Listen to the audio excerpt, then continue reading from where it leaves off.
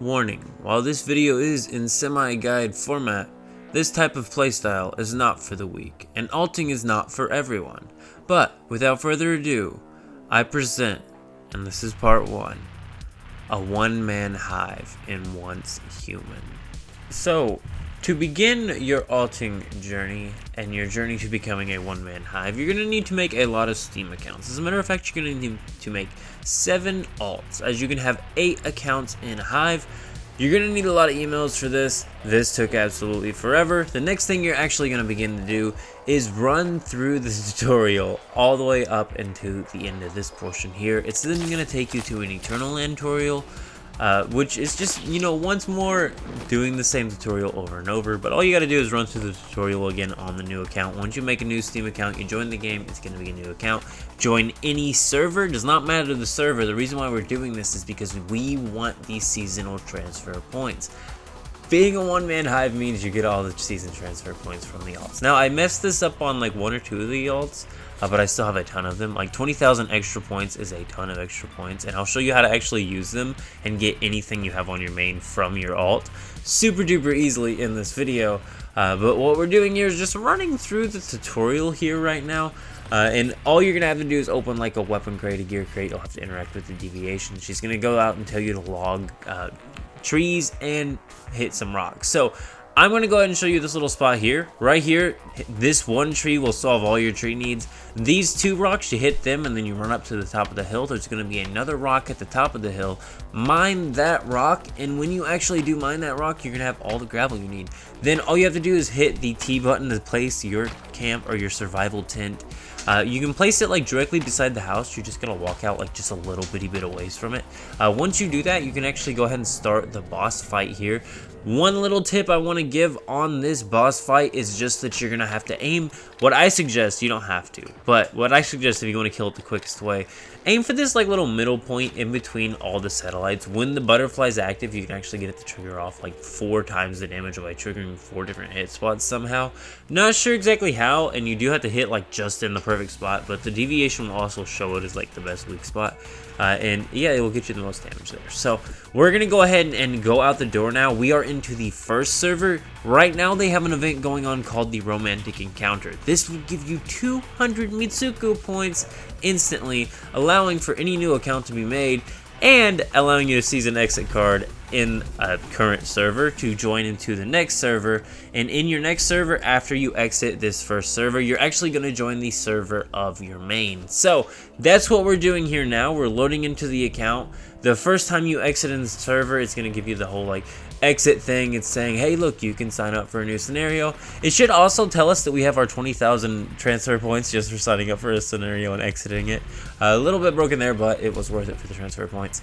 We signed up for our server. We are on Lunar Man Abyss 125, and as you can see here, we are now going to go ahead and begin the story here. So out the door, we have location choices. Since I have 7 alts, here's something nice about the Lunar version.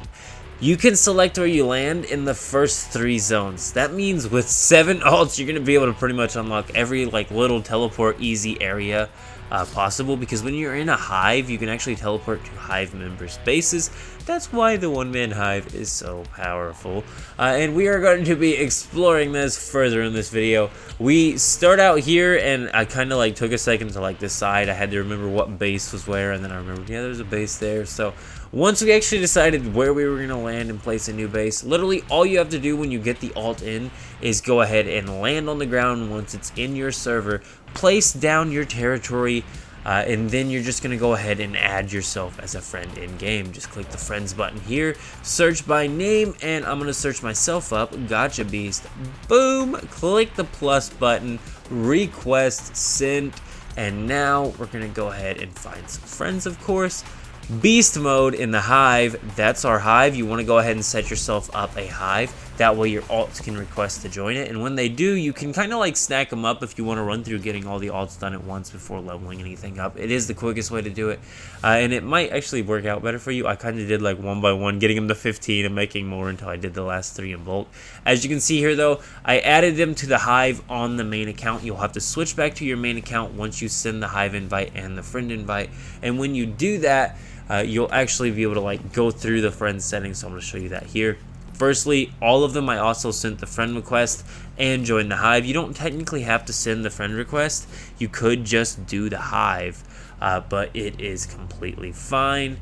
It's not a big deal, and I always send the friend request because I think it allows you to set up the friend permissions easier. You can add them to the hive later, but you might as well go ahead and send the friend request. You want to grant all of your accounts your main's ability to build on their territory, and then you're going to need to log into every single one of the other accounts and grant all of the accounts build territory permissions on all of those accounts. And we're going to run into that in a bit when we're actually like building this. I'm not sure we're even going to get into building this.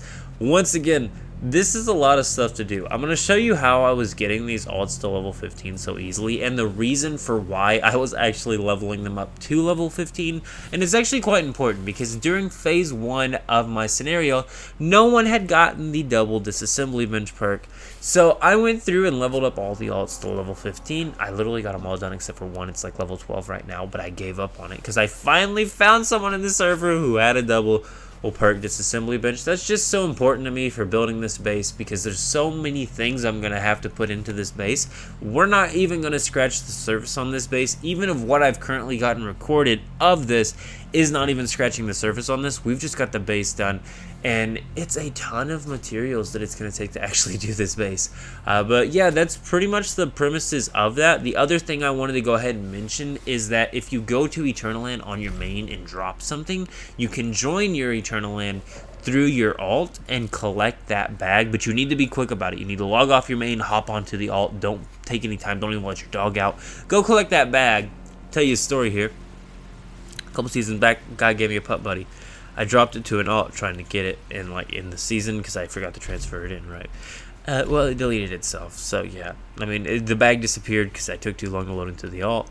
But here is the method for leveling up quickly. So as you can see here, we have blueberries being grown in just like a bulk plot facility. You don't even need lights on it or watering. You can just throw a bunch of blueberry seeds into a deviation silo, and then it will automatically just, as long as it's a deviation silo with a growth room, of course, you throw it into a growth room, they just automatically keep planting blueberries, harvesting blueberries. They grow in like an hour. I think it's even less time if you have some perks and stuff like that. I think growth room actually boosts the growth time as well.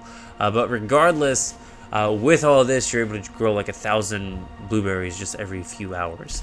And you can log in, throw them into the furnaces. Every furnace full is 5,000 XP. And in the lower XP levels, for level 0 to 15, this is a very, very quick way of getting the blueberries done. And as a matter of fact, this is actually how I'm going to be leveling the alts via my base, because let's go ahead and talk about the base just a bit more. This is why, once again, I already explained the disassembly bench. There's me trying to roll for it. I kept getting either careful or the other one. I couldn't get them both on one account, which is not worth it. I'm not going to do 2 disassembly benches, and also you're still going to need more. Like, I think some of the perks overlap, so they give more for both parts. So I wanted double disassembly no matter what. So bang. As you can see here, though, here we are now. This was actually day 1 of phase 2, and we tried to get a good spot with like oil fields and everything. I think we still did. I think anywhere in Blackfell has oil, but where we actually ended up getting was not where we started. We got a good half of the base moved over to this area already, but like we had to go through and move every single alt account's base over in order to actually get this to transfer. As you can see here is just the plot set up here. We finally got it moved. I was gonna go for like a perfect square thing with like a hole in the middle, but I think I'm gonna save that for when I do a one-man hive on Way of Winter.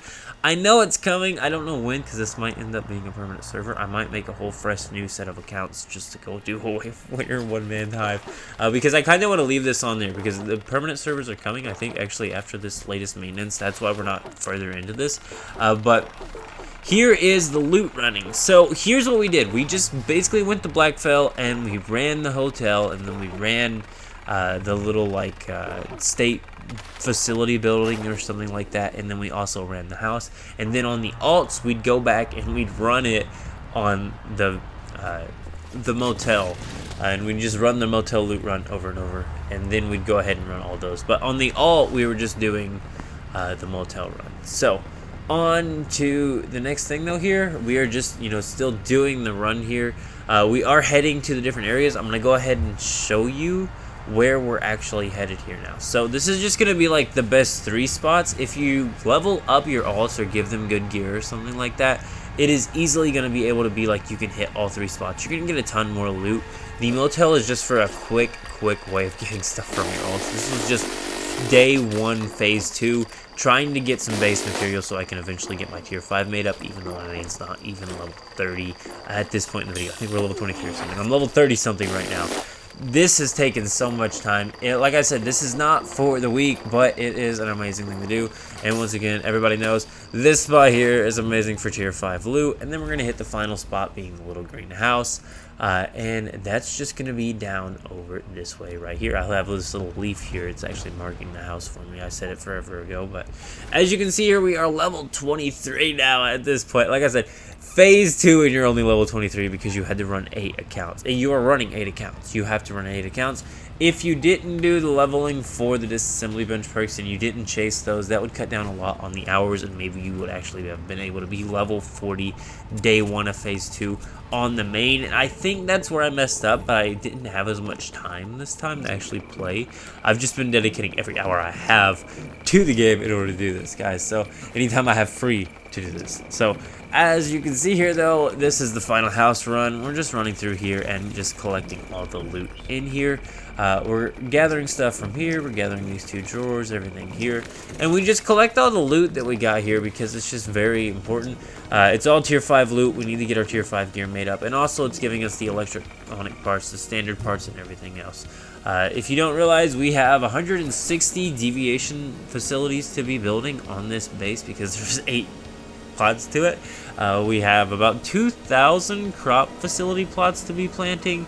And as you can see here, like I said, we're just running through on the alt now. We have to drive all the way to Blackfell on the alt. Since I'm not multi-boxing, because I do believe that is actually against terms. It's not against terms, I have an alt itself. But I do believe multi-boxing is. And what multi-boxing is where you use a virtual machine to like play the game on one account and then also be playing on your main. And also I'm thinking it would also count if you're playing one on Steam and one on GeForce Now. But the thing about playing on GeForce Now and Steam at the same time is as long as you keep that account that's on Steam off of GeForce Now, because GeForce Now will eventually sync up the IPs anyway and it'll register as an alt. But if you keep the IPs off of GeForce Now, don't play it on GeForce Now, just play it on the Steam account for that alt, or maybe that's your main, and then play GeForce Now for all the other accounts. It'll help you out a ton because it'll keep them on different IPs, different MAC addresses, and they won't actually be able to detect that it's your alt to begin with, and they won't get you for multi-boxing, because multi-boxing has some benefits. I've heard, once again, I haven't seen anywhere in terms saying multi-box is against the rules. I haven't used multi-box this season at all. For clarification, don't plan on it. Even though in the past with one singular alt, I have tested it out once just to see how it is, and you can unlock teleport towers for yourself, but you still have to unlock them on the main. Once again, I don't see why multi-boxing would be an issue either. Also, I'm thinking if you had 2 separate computers, it's not considered a virtual machine or anything like that. And also, is GeForce Now a virtual machine or is it a cloud gaming machine? Then it seems like 2 computers as well. So once again, I don't know about the multi-boxing. I wouldn't do it, honestly. I would definitely just be playing, one account at a time, because that's not against the rules at all. It's only against the rules when you're multi-boxing because it can give you just a little bit more of an advantage. I think it depends on like the circumstances you're doing. But honestly, at this point in a PvE server, I find it very unlikely for them to ban you for multi-boxing. I have done it in the past on one of my alts and then my main, just for like, I was doing like animal breeding and, growing stuff. It really didn't affect anybody else, so that's why I don't see why they would ever ban for multi-boxing once again. But maybe if it was something more ranked, if there's future ranked scenarios or something like that that are actually meant to be taken serious like that. But as you can see here, this is how the base is currently looking. We've got all the facilities built and all of the crop plots done. This took like 60,000 dirty water. I'm not kidding you. This also took like, I think 60,000 gravel too. Well, it took a lot less because we had a decent furnace perked up. But it was, I'm thinking like 22,000 bricks or something like that just to do this. And we don't even have the ceilings on yet. And the reason why I didn't put the ceilings on until after I got the crops facilities placed inside is just because I didn't want to have to hang lights on the ceiling for like decoration lights just to be able to see to place the plots.